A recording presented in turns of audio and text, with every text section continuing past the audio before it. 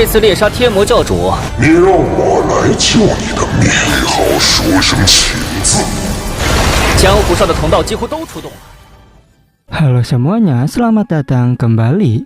Apa kabar kalian semua? Semoga baik-baik saja. Pada video kali ini kita akan membahas spoiler Donghua yang berjudul Tales of Herding Gods.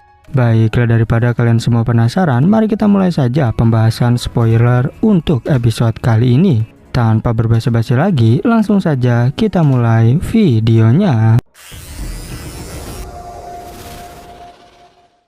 Cerita ini berlanjut, kita diperlihatkan Kinmu yang mengobati luka Taoist Lingjing dengan air liur naga dan pil roh dari ramuan yang ia beli di Akademi Kekaisaran Yankang. Ia langsung membuat pil di tempat, lalu memberikannya kepada Taoist Lingjing. Setelah sembuh, Taoist Lingjing kagum dan ingin menjadikan Kinmu muridnya agar membantunya menghadapi musuh. Tetapi Kinmu menolak karena ia adalah pemimpin sekte iblis surgawi. Taoist Lingjing memberi hormat kepada Kinmu setelah tahu ia pemimpin sekte iblis surgawi. Kinmu berkata lukanya sudah stabil, tapi perlu waktu untuk pulih. Lingjing lalu bercerita bahwa ia pernah kehilangan satu jari karena pedang saat berurusan dengan Dewa Pedang Tua. Taoist Lingjing bertanya, kenapa Kinmu berada di Dasu? Kinmu menjawab ia sedang mencari para tetua desanya seperti Dewa Pedang Tua dan Patriark Sekte Iblis Surgawi. Mendengar itu, Taoist Lingjing langsung tertawa karena mereka memang sering tersesat. Kinmu menantikan Taoist Lingjing yang tertawa karena lukanya terbuka lagi, lalu menunjukkan potret para tetua desanya seperti Matua. Taoist Lingjing berkata ia pernah bertemu seorang pandai besi kuat yang membawa peti dan masuk ke area terlarang di Dasu. Kinmu sadar itu adalah kakek bisu dari desanya. Kinmu terkejut saat tahu kakek bisu masuk ke area terlarang di Dasu. Ia juga menanyakan desa bebas, tetapi Taoist Lingjing tidak pernah mendengarnya. Kinmu lalu meminta bantuan untuk pergi ke dunia orang mati, dan Taoist Lingjing setuju mengantarnya saat malam. Malam hari, Taoist Lingjing membawa Kinmu ke dalam Dasu, dan menjelaskan bahwa dunia orang mati hanya bisa dimasuki dengan koin Fengdu. Ia lalu mengaktifkan token Fengdu agar utusan datang menjemput mereka. Mereka mengikuti cahaya di antara gunung, tetapi ternyata itu hanya bola cahaya hantu yang tiba-tiba menghilang. Liontin Gyokinmi bersinar dan menunjukkan jalan ke dunia orang mati. Taoist Lingjing membawa mereka menembus penghalang hingga melihat lautan kabut dan naik perahu menuju Fengdu. Setelah tiba, Kinmu melihat kapal bulan raksasa di depan Fengdu. Kinmu berkata ia datang untuk meminjam kapal bulan lalu langsung naik ke kapal itu. Liontin gioknya bersinar terang hingga menarik perhatian Raja Iblis Dutian.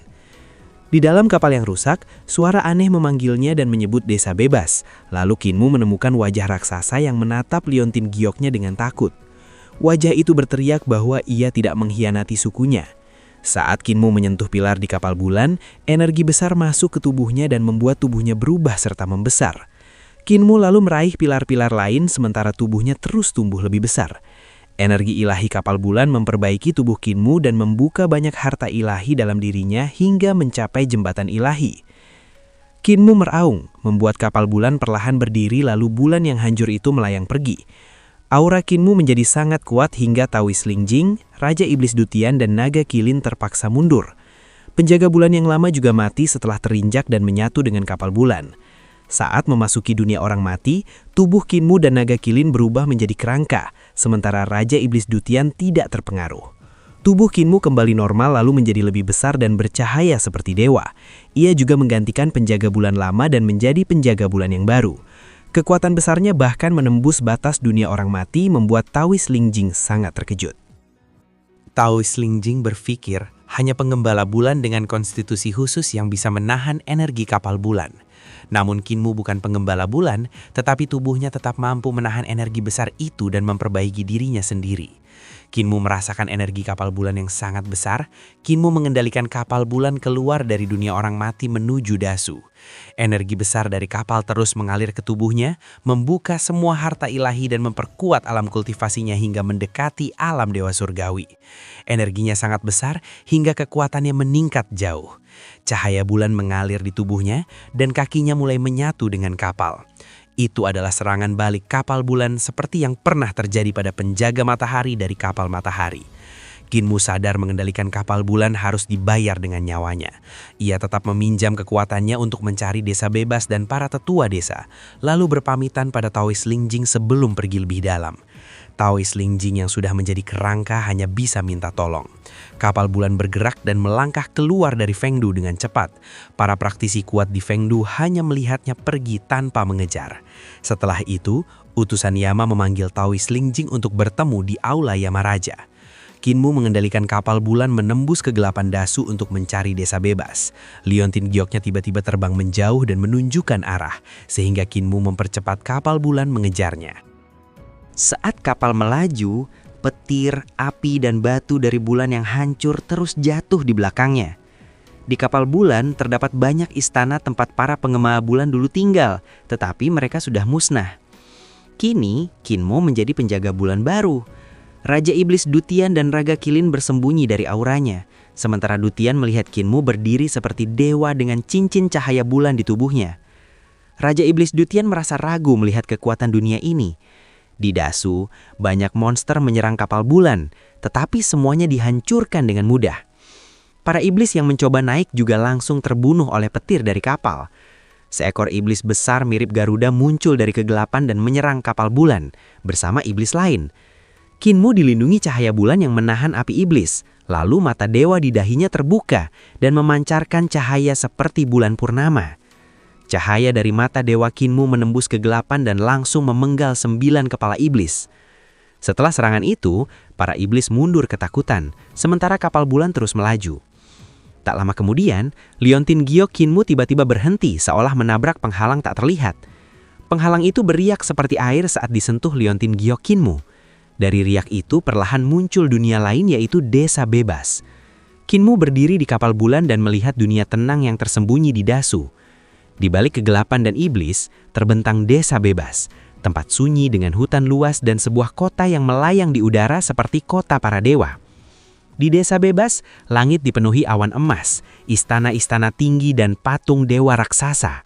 Di atasnya melayang mesin besar dengan formasi rumit yang memancarkan cahaya dan menghubungkan kota dengan langit. Namun desa bebas sudah hancur. Kota langit, istana, dan patung dewa semuanya runtuh. Sementara matahari di langit hampir tertelan titik hitam. Hanya beberapa mesin besar yang masih bekerja menjaga batas desa. Dan Kinmu menemukan papan bertuliskan Xiaopai. Papan bertuliskan Xiaopai sudah rusak. Melihat desa bebas yang hancur, Kinmu sangat sedih hingga berlutut dan menangis. Karena rumah yang selama ini ia cari akhirnya benar-benar telah musnah. Kinmu sangat sedih karena desa bebas dan kota kelahirannya sudah lenyap. Ia berlutut dan menangis, sementara Raja Iblis Dutian melihatnya dan teringat kehancuran dunianya sendiri serta penderitaan yang sama. Kinmu teringat masa lalunya dan bertanya di mana rumahnya sekarang.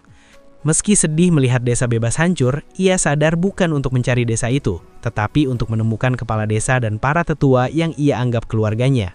Kinmu melihat banyak patung dewa di batas penghalang yang dipakai untuk menahan kegelapan Dasu. Ia menebak kepala desa dan para tetua seperti Matuah, si Pincang, si Jagal, dan si Buta kemungkinan membawa patung itu untuk berjalan di dalam kegelapan. Kinmu menduga para tetua desanya pernah sampai di tempat ini tetapi terjebak di desa bebas. Ia lalu menggunakan mata dewa untuk memeriksa sekeliling dan bertekad menemukan kepala desa serta yang lain agar bisa membawa mereka pulang. Kinmu melihat jejak pertempuran di hutan dekat desa bebas dan menyadari kepala desa serta yang lain kemungkinan melewati jalan reruntuhan itu, yang merupakan satu-satunya jalur aman menuju desa. Dan pada akhirnya, spoiler untuk episode kali ini pun bersambung. Oke, cukup sekian, terima kasih untuk video kali ini, dan sampai jumpa di video berikutnya. 通道几乎都出动了，为何还要见底？龙胖，既然来杀我，拦住他！也请现身吧。还有一位